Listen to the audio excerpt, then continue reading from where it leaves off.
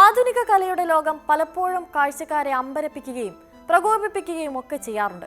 ഒരു സാധാരണ വസ്തുവിനെ അസാധാരണമായ പശ്ചാത്തലത്തിൽ അവതരിപ്പിച്ച് ചോദ്യങ്ങൾ ഉന്നയിക്കുന്ന ഒരു പ്രതിഭാസമാണ് സമകാലീന കല. അത്തരമൊരു കലാസൃഷ്ടി അടുത്തിടെ ന്യൂയോർക്കിലെ സോത്തബീസ് ലേലത്തിൽ $12.1 ബില്യൺ, അതായത് ഏകദേശം 100 കോടിയിലധികം ഇന്ത്യൻ രൂപ വിറ്റഴിച്ചത് ലോകമെമ്പാടുമുള്ള കലാപ്രേമികൾക്കിടയിലും സാമ്പത്തിക നിരീക്ഷകർക്കിടയിലും വലിയ ചർച്ചാ വിഷയമായിരിക്കുകയാണ്. അത് മറ്റൊന്നുമല്ല, പ്രശസ്ത ഇറ്റാലിയൻ കലാകാരനായ മൗറീഷ്യോ കാറ്റലിൻ സൃഷ്ടിച്ച ഖരസ്വർണത്തിൽ തീർത്ത പൂർണ്ണമായും പ്രവർത്തിക്കുന്ന ഒരു ടോയ്ലറ്റാണ്. ഈ വിലയേറിയ ടോയ്ലറ്റ് കേവലം ഒരു ആഡംബര വസ്തു മാത്രമല്ല, ഇത് അതിസമ്പന്നതയെയും ധാർമ്മികതയില്ലാത്ത മൂലധന ശേഖരത്തെയും പരിഹസിക്കുന്ന ആഴത്തിലുള്ള സാമൂഹിക വിമർശനം ഉൾക്കൊള്ളുന്ന ഒരു ചിന്താശില്പം കൂടിയാണ്. മൗറീഷ്യോ കാറ്റലിൻ എന്ന പേര് ലോകമെമ്പാടുമുള്ള കലാകാരന്മാർക്കിടയിൽ ഒരു തരംഗമാണ്.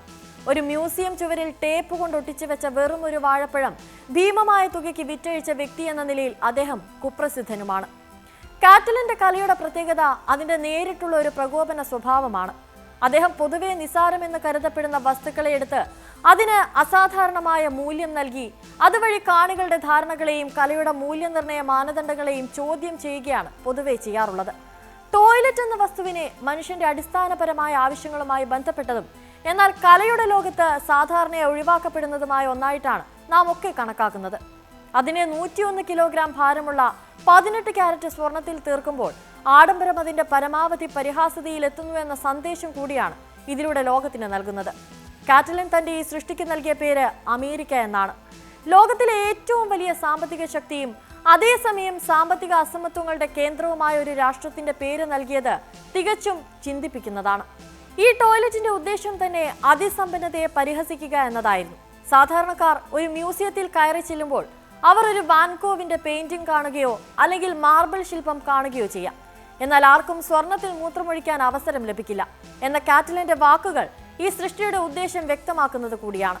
ഏറ്റവും അമൂല്യമായ ലോഹത്തെ ഏറ്റവും നിസ്സാരമായ ഒരു പ്രവൃത്തിക്കായി ഉപയോഗിക്കാൻ കഴിയുന്നവരുടെ ലോകം എത്രത്തോളം യാഥാർത്ഥ്യബോധമില്ലാത്തതാണെന്ന് ഈ ശില്പം വിളിച്ചു പറയുകയാണ്. ലേലത്തിൽ $10 മില്യൺ വിലയിട്ട് ആരംഭിച്ച ഈ മാസ്റ്റർ പീസ് $12.1 മില്യൺ വിറ്റുപോയത് ഈ പരിഹാസത്തിന്റെ മൂർച്ച വർദ്ധിപ്പിക്കുകയേ ചെയ്യുന്നുള്ളൂ. ഈ വിവാദ ടോയ്ലറ്റിന്റെ ചരിത്രവും ഏറെ രസകരമാണ്. മൗറീഷ്യോ കാറ്റലിൻ ആകെ 2 സ്വർണ്ണ ടോയ്ലറ്റുകളാണ് 2016 സൃഷ്ടിച്ചത്. ഇവയിലൊന്ന് വിവാദങ്ങളുടെയും വാർത്തകളുടെയും കേന്ദ്രമായിരുന്നു. 2016 ന്യൂയോർക്കിലെ പ്രശസ്തമായ ഗഗൻഹൈം മ്യൂസിയത്തിൽ ഈ ടോയ്ലറ്റ് പ്രദർശിപ്പിക്കുന്നു. അന്ന് അമേരിക്കൻ പ്രസിഡന്റായിരുന്ന ഡൊണാൾഡ് ട്രംപ് വൈറ്റ് ഹൗസിൽ പ്രദർശിപ്പിക്കാനായി ഒരു വാൻകോ പെയിന്റിംഗ് ആവശ്യപ്പെട്ടപ്പോൾ ഗഗൻഹൈം മ്യൂസിയം അതിനു പകരം അമേരിക്ക എന്ന ഈ സ്വർണ്ണ ടോയ്ലറ്റ് അദ്ദേഹത്തിന് കടം കൊടുക്കാൻ വാഗ്ദാനം ചെയ്തു. ഈ സംഭവം കലാരംഗത്തും രാഷ്ട്രീയ രംഗത്തും അന്ന് വലിയ കോളിളക്കമുണ്ടാക്കി. സമ്പന്നനായ ഒരു പ്രസിഡന്റിന് അതിസമ്പന്നതയെ പരിഹസിക്കുന്ന ഈ ടോയ്ലറ്റ് ഒരു അമൂല്യ സമ്മാനമായി നൽകാനുള്ള മ്യൂസിയത്തിന്റെ തീരുമാനത്തിൽ ശക്തമായ രാഷ്ട്രീയ വിമർശനവും ഉൾച്ചേർന്നിരുന്നു. തുടർന്ന് വിൻസ്റ്റൺ ചർച്ചിൽ ജനിച്ച ബ്ലെൻഹൈം പാലസ് എന്ന ഇംഗ്ലണ്ടിലെ ചരിത്രപ്രധാനമായ രാജ്യവസതിയിൽ ഈ സൃഷ്ടി പ്രദർശനത്തിന് വെച്ചു. എന്നാൽ അവിടെ വെച്ച് കള്ളന്മാർ ടോയ്ലറ്റ് മോഷ്ടിച്ചു.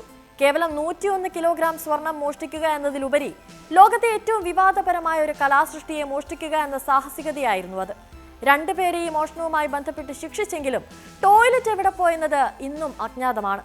അന്വേഷകർ കരുതുന്നത് ഇത് ഉരുക്കി സ്വർണ്ണക്കട്ടികളാക്കി മാറ്റിയിരിക്കാനാണ് സാധ്യതയെന്നാണ്. കലയുടെ ചരിത്രത്തിലെ ഏറ്റവും വിചിത്രമായ മോഷണങ്ങളിൽ ഒന്നായി ഇത് കണക്കാക്കപ്പെടുന്നു.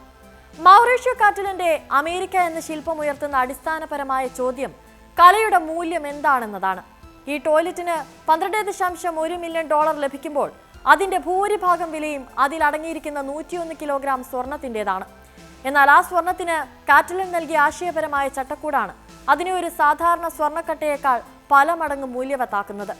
കല കേവലം സൗന്ദര്യാനുഭൂതിയല്ല, അത് നിലവിലുള്ള വ്യവസ്ഥിതികളെ ചോദ്യം ചെയ്യാനുള്ള ഒരു ഉപകരണം കൂടിയാണ്. അതിസമ്പന്നതയുടെ മുഖത്തേക്ക് നോക്കി നിങ്ങളുടെ പണം കൊണ്ട് നിങ്ങൾ എന്ത് ചെയ്യുന്നു എന്ന് ടോയ്ലറ്റ് ഉറക്കെ ചോദിക്കുകയാണ്.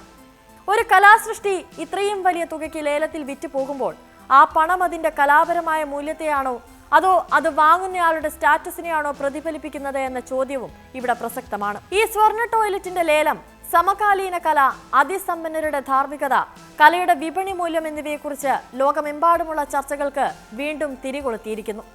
ആഡംബരം അതിന്റെ പരമാവധി ഭ്രാന്തമായ അവസ്ഥയിലെത്തുമ്പോൾ അവിടെ കല ഒരു പരിഹാസത്തിന്റെ ഉപകരണമായി മാറുന്നുവെന്ന വലിയ സത്യമാണ് അമേരിക്ക നമ്മോട് പറയുന്നത്.